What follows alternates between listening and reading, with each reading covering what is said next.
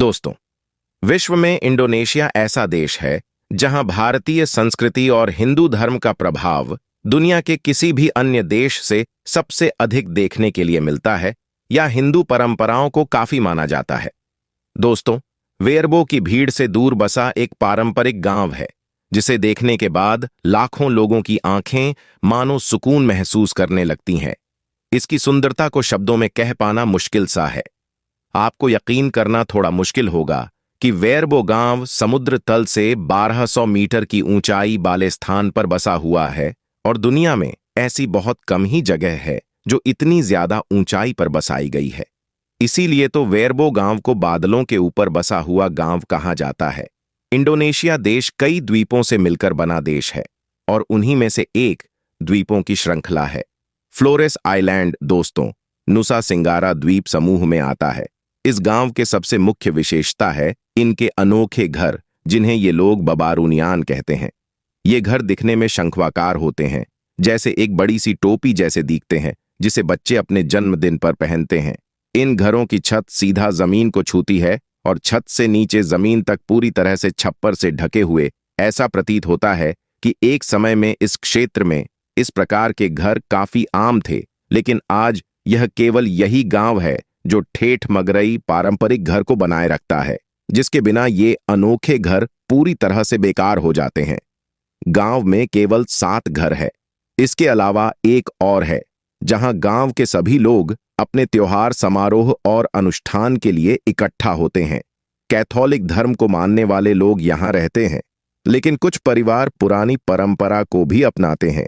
इस घर में ऐतिहासिक ढोल रखे गए हैं जो सैकड़ों साल पुराने हैं। इस गांव के लोग पीने का पानी झरनों पहाड़ों से उत्पन्न होने वाले पानी के रूप में करते हैं। इस बेरबो गांव में कुल मिलाकर 44 लोग रहते हैं, जिनकी मुख्य रूप से आय कृषि है। आज भी वेरबो गांव के लोग अपना जीवन पूर्वजों के सिद्धांतों पर जीने में यकीन रखते हैं। यहां आपको कोई भी मशीन, मोबाइल, इंटरनेट, सड़क और गाड़ी नहीं देखने को मिलेगी। आज भी लोग सैकड़ों साल पहले के तरीकों को अपनाते हुए प्रकृति के सहारे ही जीते हैं, जो उनके गांव को देखना चाहते हैं और उनके सरल पारंपरिक जीवन का अनुभव करवाना चाहते हैं। कुछ सालों में जब बाहरी लोगों ने इस गांव के बारे में जाना तो वह यहां टूरिस्ट बनकर आए और कुछ दिन रहने के बाद उनका कहना था कि इससे पहले कभी भी ऐसा उन्होंने अनुभव महसूस नहीं किया। शांति और प्राकृतिक सुंदरता का एहसास इससे बेहतर कहीं और नहीं मिल सकता।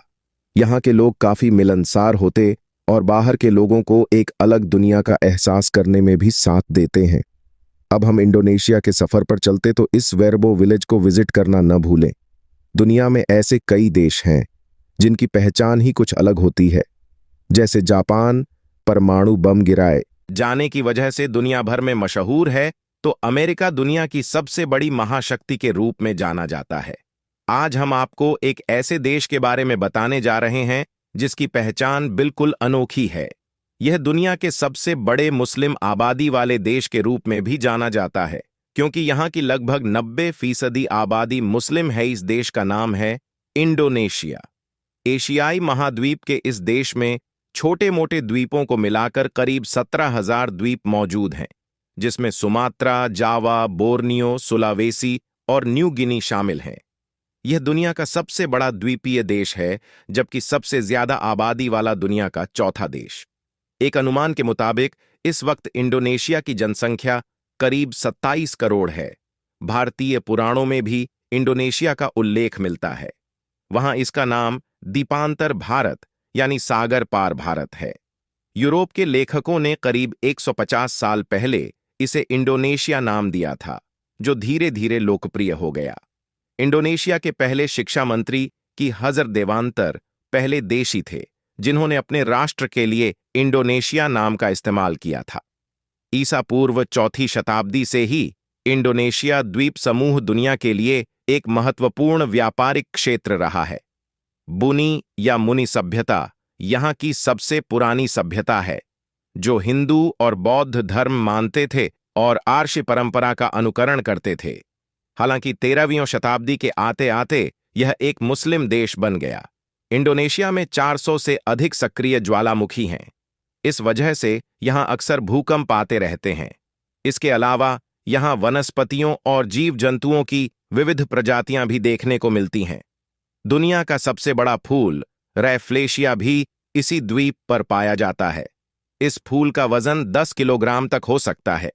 इसके अलावा यहाँ कोमोडो ड्रैगन नाम की विशाल छिपकली की प्रजाति भी निवास करती है।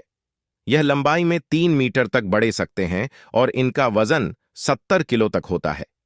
एक वक्त ऐसा था जब विदेश घूमने जाने की प्लानिंग करने का मतलब था वीजा के लिए अप्लाई करने की दिक्कतें झेलना, लंबी लाइनें, तमाम तरह के दस्तावेज, सवाल जवाब और फिर वीजा के पेपर आने तक का लंबा इंतजार। खैर, ये बात तो हुई पुरानी। अब भारतीय पासपोर्ट होल्डर्स को कई देशों में वीजा फ्री एंट्री या वीजा ऑन अराइवल की सुविधा मिल गई है, यानी विदेश की सैर बिना टेंशन। चलिए हम आपको बताते हैं ऐसे ही बेहद खूबसूरत देशों के बारे में जहां जाने के लिए आपको वीजा अप्लाई करने की जरूरत नहीं है। Number 1, Indonesia. अगर आपके पास भारतीय पासपोर्ट है तो आप इंडोनेशिया में बिना टूरिस्ट वीजा के 30 दिन तक रह सकते हैं। इंडोनेशिया का नाम आते ही आपको बाली का ख्याल आता है। निश्चित तौर पर बाली इंडोनेशिया के सबसे खूबसूरत द्वीपों में से एक है, लेकिन अगर आप नीले समंदर, ज्वालामुखी वाले पहाड़ और मरीन लाइफ को करीब से देखना चाहते हैं तो आपको एक बार इंडोनेशिया जरूर जाना चाहिए। नंबर 2, भूटान। भारत का पड़ोसी देश होने के नाते भूटान पहुंचना सबसे आसान है। आप हवाई या सड़क मार्ग से भूटान पहुंच सकते हैं। हिमालय की पर्वत श्रृंखला में बसा ये देश पैसों से ज्यादा खुशियों को अहमियत देता है। बौद्ध धर्म को मानने वाला ये देश ट्रैकिंग और प्राकृतिक सौंदर्य का मजा लेने के लिए शानदार जगह है। नंबर 3, मालदीव। 1000 से ज्यादा छोटे द्वीपों वाला देश।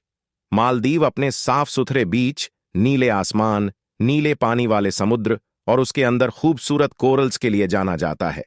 अगर आप समुद्र के अंदर की दुनिया के खूबसूरत नज़ारे देखना चाहते हैं तो मालदीव आपके लिए सबसे सही देश है, क्योंकि यहां आप scuba diving, under water photography से लेकर तमाम अंडर वाटर स्पोर्ट्स का लुत्फ उठा सकते हैं।